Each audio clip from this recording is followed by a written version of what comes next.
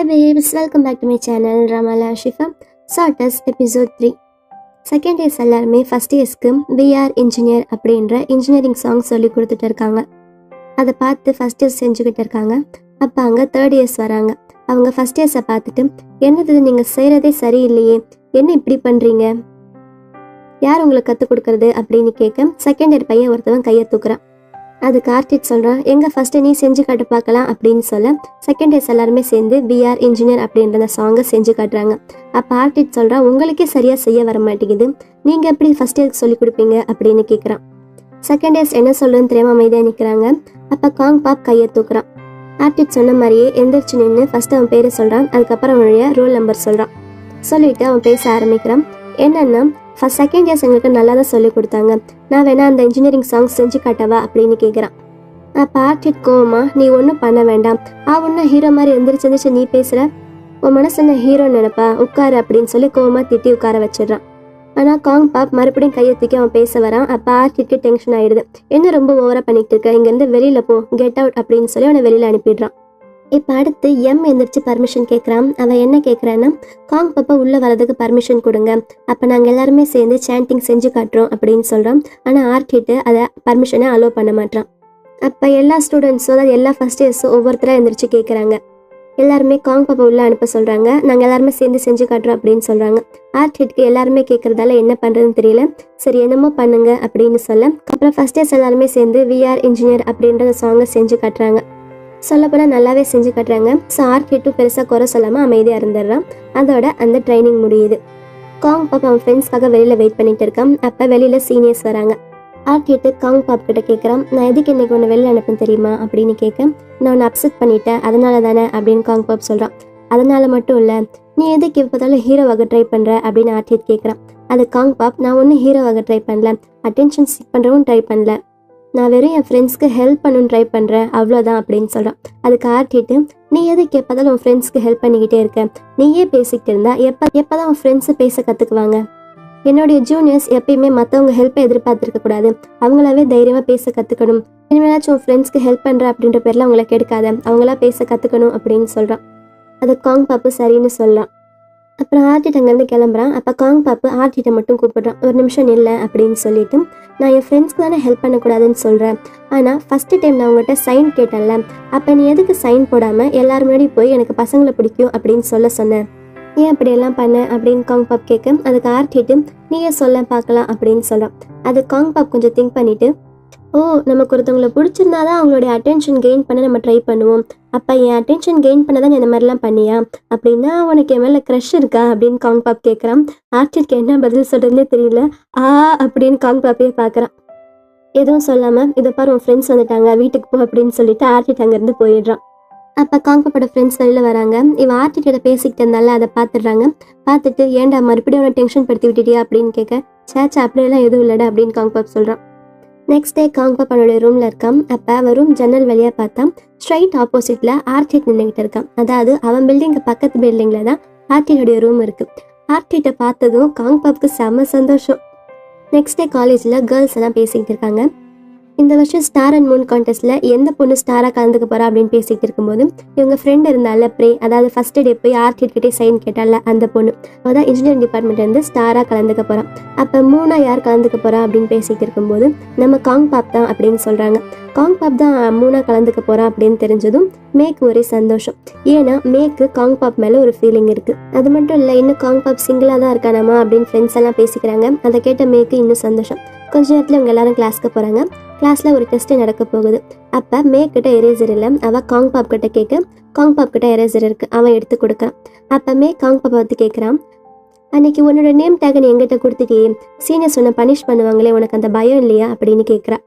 அதுக்கு காங் பாப் சொல்கிறான், சீனியர் என்ன பனிஷ் பண்ணால் பரவாயில்ல, ஆனால் உன்னை பனிஷ் பண்ணிடக்கூடாதுல்ல, நீ என் ஃப்ரெண்டு தானே, அதனால தான் அப்படி பண்ண அப்படின்னு காங் பாப் சொல்கிறான். இப்படி இவங்க ரெண்டு பேரும் பேசிக்கிட்டு இருக்கிறத முன்னாடி உட்காந்துருக்க எம் கேட்டுக்கிட்டு இருக்கான். எம்மோட ரியாக்ஷன் பார்த்தா எம்முக்கு இந்த கான்வர்சேஷனே பிடிக்கல அப்படின்றது நல்லாவே தெரியுது. ஏன்னா எம்முக்கு மேலே ஒரு ஃபீலிங் இருக்குது. அடுத்த நாள் ஸ்டூடெண்ட்ஸ் கேதரிங் நடக்குது. அப்போ ஆர்டிட் வரல, ஆர்டிட்டோட ஃப்ரெண்ட்ஸ் மட்டும் தான் வந்திருக்காங்க. ஆர்டிட்டோட பெஸ்ட் ஃப்ரெண்ட் இருப்பாள் நாட்டு, அவள் வந்து தன்னை இன்ட்ரடியூஸ் பண்ணிக்கிறான். இனிமேல் நான் தான் உங்களுக்கு இன்சார்ஜ் அப்படின்னு சொல்கிறான். உடனே ஃபஸ்ட் இயர்ஸ் எல்லாருமே ஆர்டிட் எங்கே போனா அப்படின்னு பேசிக்கிறாங்க.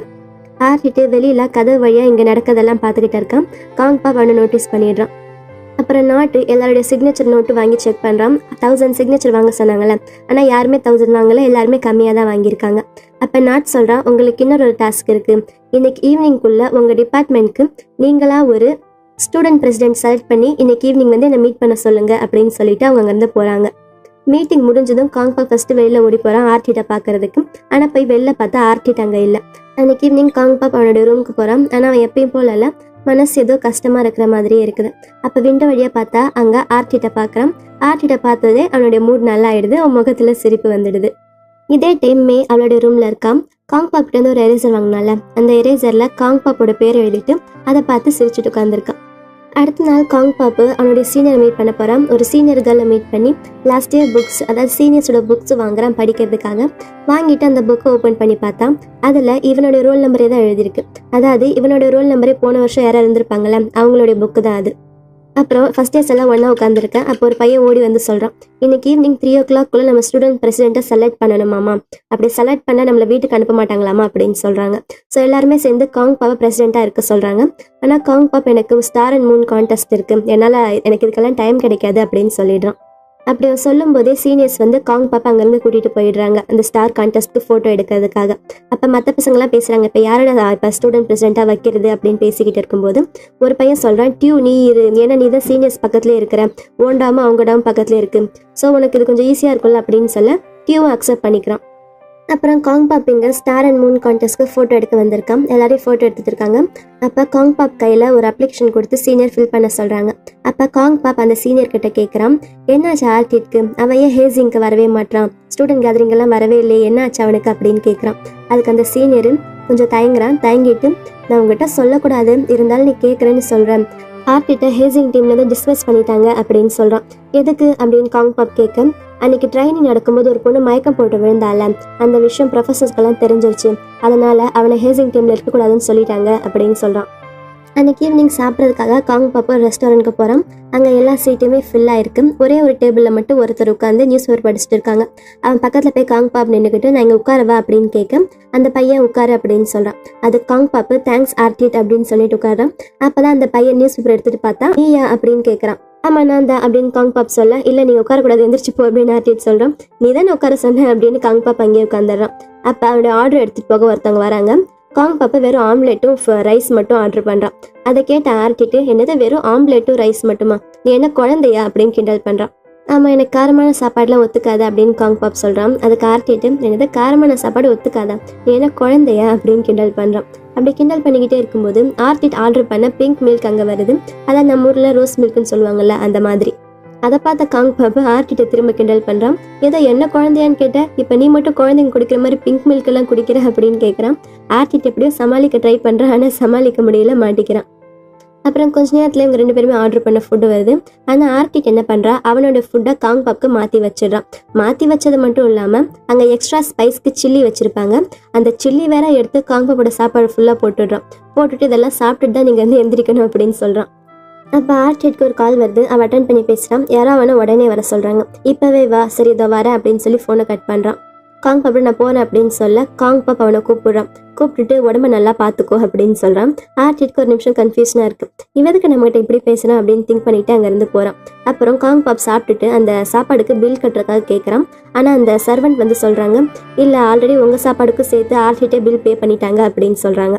அதை கேட்ட காங்பாப்க்கு ஒரு ஆச்சரியம்தான். அப்புறம் ஆர்டிட் ஆர்டர் பண்ணல அதே பிங்க் மில்க்கு இவனும் ஆர்டர் பண்ணுறான். வாங்கி குடிச்சு பார்க்குறான். அதாவது ஆர்டிட்டே குடிக்கிறான், நம்மளும் குடிச்சு பார்க்கலாம் அப்படின்ற மாதிரி குடிச்சு பார்க்குறான். அதை குடிச்சிட்டு அவன் முகத்தில் ஒரு ஸ்மைல் வருது. இதோட எபிசோட் 3 முடியுது. இந்த வீடியோ பிடிச்சிருந்தா லைக் பண்ணுங்க. அடுத்து என்ன நடக்க போகுதுன்னு தெரிஞ்சுக்க மறக்காம என் சேனலை சப்ஸ்கிரைப் பண்ணுங்க. Love you babes, by.